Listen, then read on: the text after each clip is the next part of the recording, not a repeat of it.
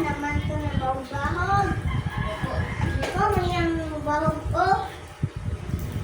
May mga bahog. Oh, may ang mga bahog. Yan ang anak. Oh, yung anak ni din nga kaunang ni yung anak. May bulot kang anak. Naghinay da, nang naghinay da. Oh, ani ako.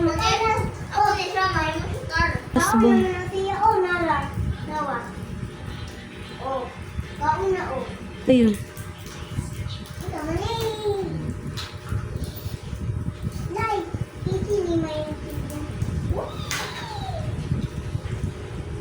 ay nila ang Hello viewers! So while doing this pedicure session is nag-ulan man to siya. So muna madongganin yung tagaktak sa ulan kaganina. And actual audio gito siya mga bata nasa kong palibot kadula-dula pud sila. Wala na po na ako ito ikuha ang yung actual audio kay.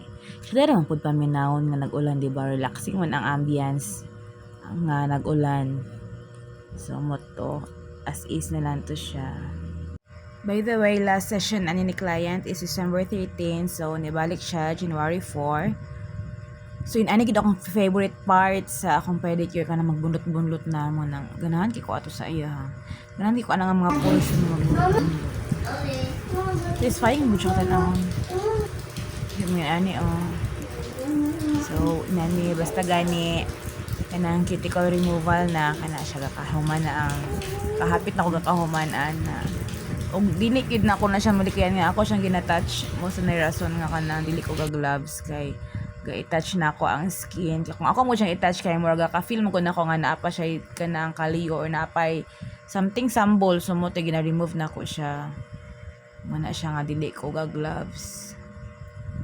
Okay ra ba siguro of mag-gloves ko kanilang ako ang left hand kaya akong right hand man ako nga gamiton jud.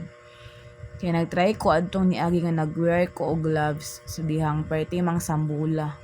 Kaya nanggapang sangit bitaw ang mga nipper sa gloves dali kay siya maka-attach.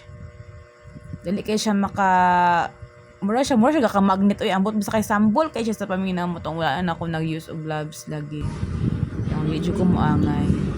So nanata sa Pikas tiil ni client. So basta natingala mo nga ang ganina is square ang forma dun karon kay round na siya kanang client's choice na aha nga kanang i-change ang shape kay kanang gusto niya nga kwaon jud ang mga excess kanang wala gyud tay masuksukan sa hugaw.